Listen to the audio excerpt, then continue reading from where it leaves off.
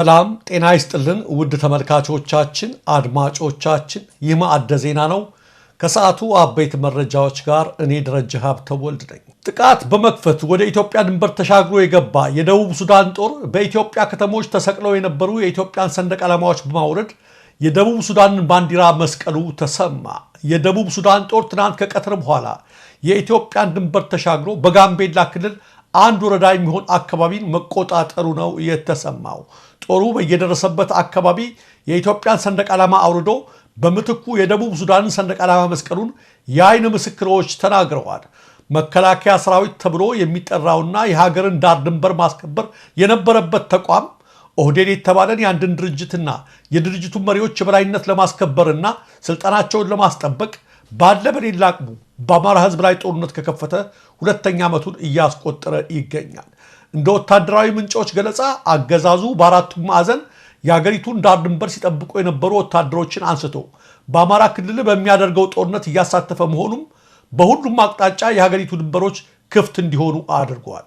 በቀጠናው የሚንቀሳቀሰውን አልሸባብን ጨምሮ የሱዳንና የደቡብ ሱዳን ወታደሮች በፈለጉበት ሰዓት ድንበር ተሻግረው ያሻቸውን የሚፈጽሙበት ሁኔታ ከተፈጠረ ውሎ አድሯል የሚሉት ወታደራዊ ምንጮቹ የደቡብ ሱዳን ታጣቂዎች ድንበር ጥሰው በመግባት አንድ ወረዳ ያህል ከተሞችን እስከ መቆጣጠርና የኢትዮጵያን ሰንደቅ ዓላማ አውርደው የራሳቸውን እስከ መስቀል ድረስ የደፈሩት ድንበሩ ክፍት በመሆኑ ነው ብለዋል።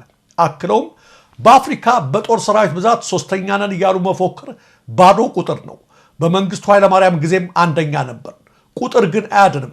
ሜካናይዝድ ክፍሉን ጨምሮ ከምድር ኃይል እስከ አየር ኃይል ከባህር ኃይል እስከ አየር ወለድ ኮማንዶ ድረስ ሀገሪቱ ያላት ጦር ወደ አማራ ክልል ከዘመተ 2 ዓመት ቢቆጠርም የተፈለገው ውጤት ማምጣት አልተቻለም። ይልቁንም ብዙዎቹ የፋኖ አፈሙዝ ሲሳይ ሆነው ቀርተዋል። የቁጥር ፕሮፓጋንዳውና መሬት ላይ ያለው መራር እውነታ ሰፊ ልዩነት አላቸው ብለዋል። በገዛ ህዝብ ላይ ዘምተህ አቅም ሲዳከም ትናንሽ ያልካቸው ሀገራት ሁሉ ይንቁሃል ያሉት ወታደራዊ ምንጮቹ ከሳምንት በፊት ጅቡቲ፣ ትናንት ደግሞ ገና የሀገርነት እውቅና ያላገኘችው ሶማሌላንድ ወረቀት የሌላቸው ኢትዮጵያን ከሀገራቸው በቶሎ እንዲወጡ ያ ካልሆነ ግን እርምጃ እንደሚወስዱ ያስጠነቀቁት ከዛም አልፎ በኢትዮጵያ መንግስት ቀነ ገደቡ እንዲራዘም የቀረበውን ጥያቄ እነ ጅቡቲ ውድቅ ያደረጉት አሁን ያለውን መንግስት ስለናቁት ነው ሲሉ አስረድተዋል። አሁን ደግሞ ከዛም አልፎ የደቡብ ሱዳን ወታደሮች ድንበር ተሻግረው ጥቃት በመክፈት አንድ ወረዳ ያህል ግዛት ተቆጣጥረው ሰንደቅ ዓላማችንን በማውረድ የራሳቸውን በመስቀል የብልጽግናን አገዛዝ ምን ያህል እንደናቁት አረጋግጠዋል ያሉት ወታደራዊ ምንጩ አባቶቻችን እንኳን ለስንዝር መሬቷ ለፍኛ ፈሯ ስሱንም በሚል ጽኑ እምነት ጠብቀው ያወረሱንን ሀገር በዚህ ደረጃ ተንቃ ማየት እጅግ ያሳዝናል፣ ልብ ይሰብራል ብለዋል። የደቡብ ሱዳን ታጣቂዎች ድንበር ተሻግረው በኢትዮጵያ ላይ ጥቃት ስለመክፈታቸው እስካሁን ከመከላከያም ሆነ ከፌደራል መንግስት በኩል የተሰጠ ምንም አይነት መግለጫም ሆነ አስተያየት የለም። አዲሱ የትግራይ ክልል ጊዜያዊ አስተዳደር ፕሬዝዳንት ሌተናል ጀነራል ታደሰ ወረደ ከሳምንት በፊት በሰጡት መግለጫ የአማራ ክልል ሹመኞችና አሚኮ የተሰኘው የክልሉ መገናኛ ብዙሃን ሁመራ ከተማን የአማራ ክልል እያሉ መጥራታቸው ህገ መንግስቱንና የፕሪቶሪያ ስምምነትን የሚጥስ ስለሆነ ይህን አባባል ዳግመኛ እንዳይጠቀሙ ሲሉ ማስጠንቀቃቸው ይታወሳል። ጀነራል ታደሰ ይህን ባሉ ማግስት በሸራተን አዲስ በተካሄደውና ኑ ጎንደርን እንሞሽራት በሚለው ዝግጅት ላይ መድረኩን የመሩት የኢትዮጵያ ቴሌቪዥን ጋዜጠኞች ወልቃይት ጠገዴ ሰቲት ሁመራ ዞንም በአማራ ክልል ስር እንደሆነ የሚገልጽ መልእክት መጥቶላቸው እንደሚከተለው አቅርበውታል። ሌላው ትልቁ ሰርፕራይዝ የአማራ ብሔራዊ ክልላዊ መንግስት ወልቃይት ጠገዴ ሰቲት ሁመራ ዞን አመራሮች፣ የወረዳ አመራሮች፣ የከተማ አመራሮች፣ የዞኑ ከፍተኛ አመራሮችና በጋራ በመሆን ኢትዮጵያውያን ተባብረው 2,118,212 ብር ለእናትዋ ጎንደር ይዘን ከች ብለናል ብለዋል። እናመሰግናለን። አማራ ብሔራዊ ክልላዊ መንግስት ወልቃይት ጠገዴ ሰቲት ሁመራ ዞን ይህ አገላለጽ ይበልጥ ያስቆጣው አዲሱ የትግራይ ጊዜያዊ አስተዳደር ትናንት ባወጣው ሁለተኛ መግለጫው አንዳንድ የፌደራል መንግስቱና የአማራ ክልላዊ መንግስት መገናኛ ብዙሃንና የኮሚኒኬሽን ቢሮዎች አሁንም ምዕራብ ትግራይን የአማራ ክልል አካል እንደሆነ አድርገው መልእክት እያስተላለፉ ይገኛሉ በማለት ከሰዋል። ይህን አይነት ድርጊት ግጭት ሊያስከትል የሚችል በጣም አደገኛ ድርጊት ነው በማለትም ጊዜያዊ አስተዳደሩ በመግለጫው አስጠንቅቋል።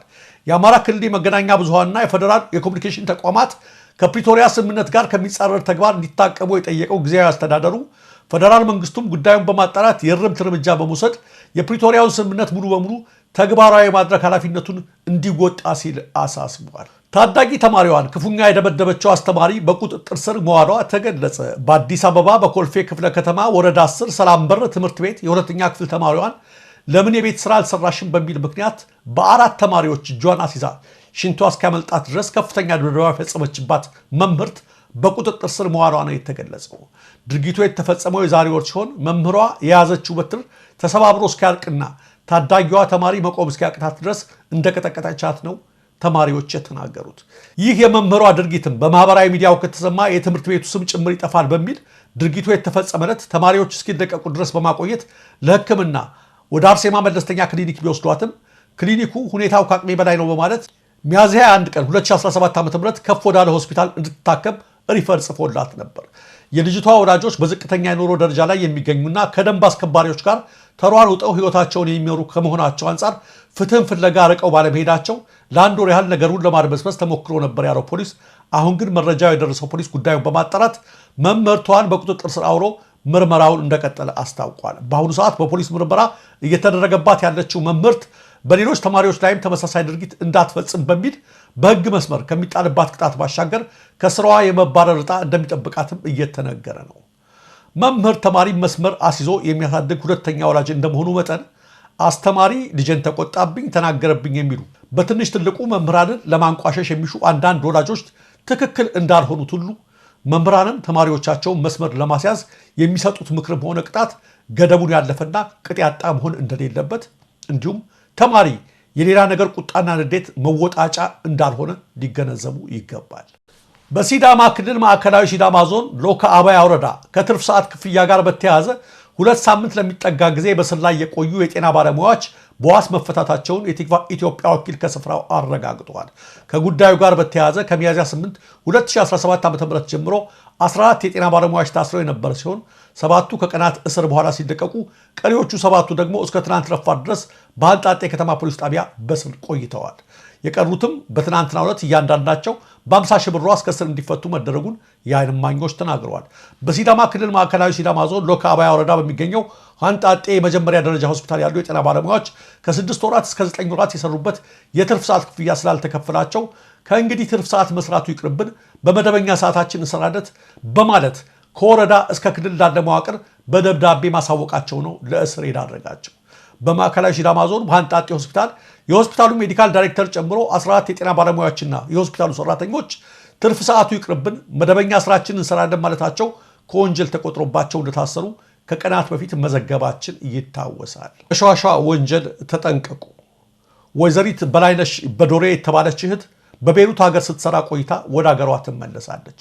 ቦሌ ዓለም አቀፍ አውሮፕላን ማረፊያ ስትደርስም 4 ተጠርጣሪዎች የሜትር ታክሲ አገልግሎት ሰጭ በመምሰል ኮድ 2 አዲስ አበባ ታርጋ ቁጥር ቢ 96905 በሆነ ኮሮላ መኪና አሳፍረዋት ከቦሌ ወጡ። ከዚያም ትንሽ እንደሄዱ ትራፊክ እየመጣብን ስለሆነ እንዳንያዝ እዚህ ጋር ወረጅና ማዶ ተሻገረች ጠብቂ፣ እኛም እዛ ጋር ቆመን እንጠብቅሻለን ይሏታል።